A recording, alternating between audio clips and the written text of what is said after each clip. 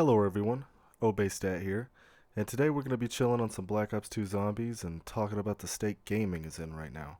The reason I wanted to make this video is I see a lot on Twitter, and I try to promise myself that I won't add any fuel to any fires. Something as simple as what games you like, how good people are in those games, or any opinion whatsoever for that matter, could start a monstrous thread of like screaming and entitled arguments. I've seen a lot of arguing over modern gaming, the industry, like talking about certain games. And while I believe everyone's entitled to enjoy what they enjoy, I have to do a little bit of my own bashing today. First, I want to add my opinion on Red Dead 2. Here's a tweet I seen of someone that created a huge stir over their hate for Red Dead fans. I thought it was a little inconsiderate of others' views. The whole top 10 all times game trend going on right now is fun because it's personal to everyone that makes one. There are 250 smash hit games I could name off the top of my head right now that's worthy of being someone's favorite game of all time. Red Dead 2 delivered a sequel game almost a decade after the first, and it delivered to those fans in every capacity. And it pushed the standards for like interactive gameplay and graphics way farther at the time. What does suck about Red Dead 2 is the online. Classic Rockstar, like nickel and dime greed, the same shit that plagued GTA 5. Immense burnout grinding for absolute bottom of the barrel affordability for stuff in the game. But still, the single player, that is a huge success. You can't discredit that to a point where it's not allowed to be on somebody's favorite game list. I think that's a little crazy. That is my point, though. The online will forever cast a shadow over that game for me. People say Black Ops 3 is the best Call of Duty, but for me, the campaign is the worst COD campaign I've ever played. The supply drop system required literally 5 or even 6 figures to get your hand on all the weapons. There were more DLC weapons in the game that were locked away than there was regular weapons in the game. That will forever put it behind the classic CODs for me. Activision is still up to the same behavior 11 years later. Although I don't mind to pick up a sniper in Black Ops 7 or something, I'm not going to pay them money for the games anymore. I will not support them as long as they do the things they do, like major AI control, abuse to their developers, deadlines, and all these lies they tell just to release another Nuketown with the skill-based matchmaking turned up another notch from last year. Uh, to me, they really don't deserve to be talked about in a positive way. I hate to say it like that. That's just them. Meanwhile, Microsoft raises their Game Pass prices anytime someone farts and coughs at the same time. They ruin Minecraft with Bedrock. Trying to play Minecraft Bedrock is like trying to use dial-up internet to download Warzone. It doesn't work. It's clunky, the graphics are ruined, everything about it is a poor imitation of Legacy Edition or Java. Plus, console players still don't even have default access to search for any server they want. Switch 2 games are $80 before tax. Every game is a live service. Every game struggles to maintain their live service. Any skin in a prominent game will run you $20. Tarkov has $300 DLCs and then doesn't give it to the people that bought their $200 buy this and you'll get all the DLCs DLC. Do you see how fast it gets annoying and complicated? These are just regular occurrences that infuriate regular gamers like me. I love Dark Raiders, and I bought it super early to the streamer boom. That studio dropped something super special, and then all these people hopped on the train and exhausted it to its last breath. They turned it into a PvP only game, which is a different opinion for another time. But my point is, streamers are making it hard to have a game that is different from the competition.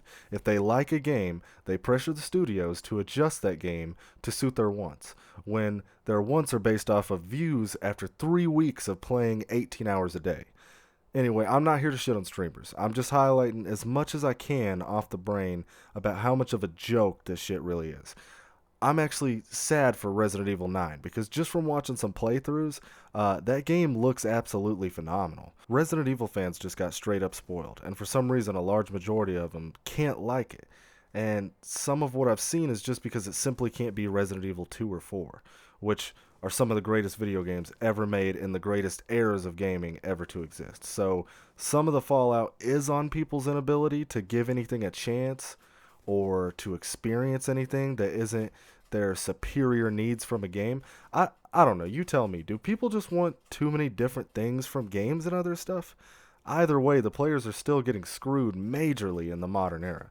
PlayStation's also dropped the ball on so many things. Their support for PC gaming has been non existent. The issue with it is they haven't supported PS5 in the slightest. There are maybe 20 PlayStation exclusive games. The rest are games that I can get on PC and record and make videos out of easily. It gives Microsoft the ability to keep being dicks with their prices because I use Game Pass to do so much for accessibility. I use Game Pass to play Minecraft on PC, COD games that I refuse to buy, and then adding my ability to play the 360, that makes it, slightly worth it to me, and that's why I'll pay that money to play the old 360. But they probably ain't going to hang on to that much longer either, so they really are the only supplier to my demand or to others' demand. So that's like, what you would call a monopoly, but in the modern, day, that's just a regular, everyday corporate entity. So it's actually pretty shitty to me, but I see the system. I'm not like surprised. I'd say it works, but I'd say it's a system that works, but these guys are always hurting financially, it seems. The truth is they're just poor at saving money like myself and most people are. They just get to stiff everyone harder to keep their investors happy and not have to actually worry about how to effectively spend money. I've said to myself and others every year since Black Ops 4, I'm not playing zombies with armor and loadouts, and 20 million things all over my HUD, the health bars on the zombies, Warzone movement, same movement every year, and score streaks too in there. It's not even some of it, it's all of it. They will never win me back, but I want to be respectful, and my opinion is only powerful to myself. I only, I know I'm not all-knowing. This is just how I feel. So, you know, so I just choose not to support it and accept these games aren't made for me anymore. I'm not their audience. I'm the old that's out and whatever's new is in. If I was smarter, I'd speak on the AI situation more, especially with Nvidia and RAM and computing hardware in general, but that situation's so deep and sickening to me that I recommend you go listen to someone actually qualified to break it down properly. But I do think AI is ruining our products and culture so badly that it's like irreversible. And to me, it killed the old world. I'm air quoting that, but I do feel like I come from an old world in a parallel universe at this point. It doesn't make sense to me. I just don't want to give any love, credit, or especially money out here to an industry that is effectively monopolized with billion-dollar entities that seem to have never played video games or met their real fans. I just want to bring awareness to that, and if you love Call of Duty, that's fine in the modern era. But please don't hate people that are just upset because they've been betrayed and tricked and fooled year after year after year for so long now. I've personally played Call of Duty since 2009, 2010, and it's definitely changed. And people don't understand that in that time, there was nothing like it. Millions upon millions of people playing these games, and it was kind of unprecedented at the time. And now kind of all those people have just been betrayed and forgotten, and they're not even marketed to anymore.